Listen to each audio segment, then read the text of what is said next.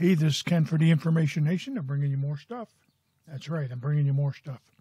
You know, lately, I have been vaping on my Kanger Plus, and I've been using the rebuildable section in there. I'm getting quite a vape out of that. Let's see, this is 0.6 ohm at 20 watts. And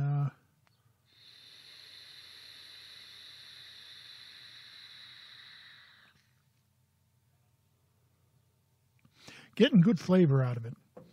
So I got to wondering, I said to myself, self, what about the rebuildable section for the Kanger Mini? So I tossed the Kanger Mini in there and started getting dry hits. And I took a look at the Kanger Mini, and it had a lot of, it didn't really have big juice channels in there. Its juice channels were very small.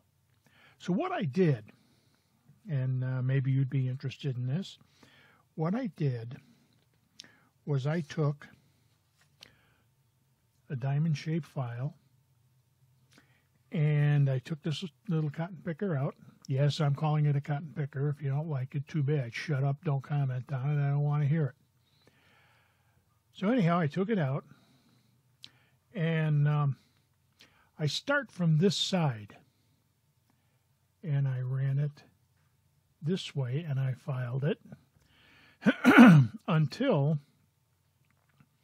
I got a lot bigger juice channel.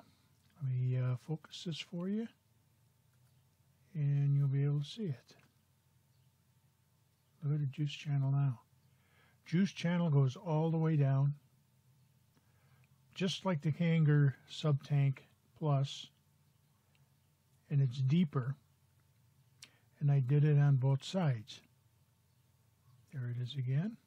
There's the other side. Matter of fact, if you look at the two sides there, you can hopefully see that they are both pretty well down. The funny part about it is when they made these things, they made them with very, very small juice channels. And I use a heavier PG VG. I use more VG. I'm using an 80 VG. So it's a little bit more syrupy, and it has a hard time getting through the channels that are in there. Because if you look at this now, see how far that channel, it goes all the way through. Before, it was like halfway up. It was, you know, it was closed off. More than half of that was closed off. And I didn't care for that. So I opened it up. It's a cheap fix. Those of you who, go to your local Ace Hardware store and get yourself a little file like this. It costs you a couple of bucks. And if that doesn't do the trick for you, if you want to get some more juice through there, what you do then, this file's a little bit big, but it will work. You get a round file. And you get in there and you clean it out. Now, the thing is, people say, well, they're made out of stainless steel. Well, stainless steel has kind of got some funny properties to it. The hardness of the stainless steel depends on how much nickel chrome is in there. And these seem to work quite well. It's probably about a 303 stainless. See, the reason they use nickel, or they use stainless, is because it's not as porous as some other materials. So therefore, it stays cleaner. It doesn't build up bacteria. It's used in the food industry all the time. That's why when you go to a restaurant and you look in the kitchen or you look at McDonald's and that, you see all the stainless steel in there. And the reason being is it does not collect microorganisms in there. So the stainless steel that's being used in the atomizers are pretty much the same thing. It's a very smooth, soft stainless steel that's easily, you can file it. It takes you a little bit of time, but just be patient. I didn't even take the coil off of there, but I will tell you what did happen. You get a giggle out of this. As I was filing this down, and start from the coil side and go this way. And the reason being is if you try from the other side, you're going to be all over the place. But the coil side the channel gives you a place to set the file, and you can start this way and then just work the file back and forth. But anyhow, as I was doing this, all of a sudden I noticed that this screw, I felt something drop, and this screw had came out. And I put my little headlamp on, because I got one of these, the heck with it. And one of the little headlamps that fit on there, I turned the darn thing on. I'm crawling around on the floor. I couldn't find it. As I got back up and I sat down, I felt something poke me in the foot. The screw had fallen into my shoe, so I found the screw. But anyhow, the thing is, if you need more juice flow, go ahead. Don't be scared. You can always buy another one. They're like $8, $9.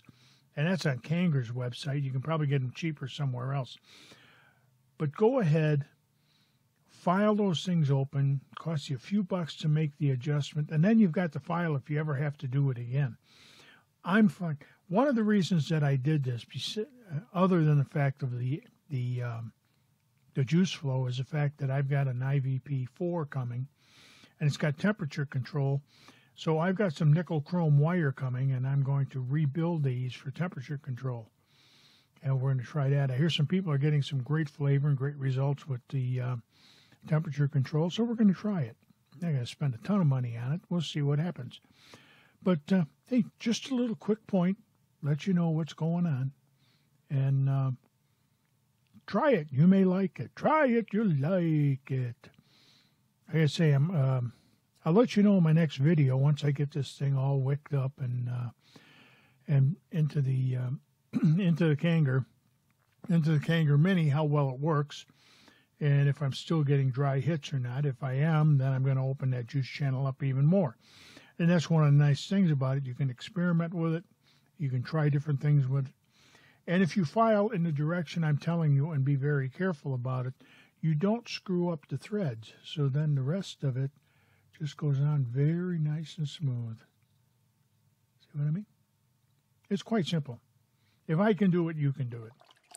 But hey, that's just my opinion. This has been Ken for the Information Nation, bringing you more stuff. Hey, subscribe to the channel if you would. Give us a thumbs up. Hey, share this video with your friends. But in the meantime, in between time, ain't we had fun? Yeah. Have a great day.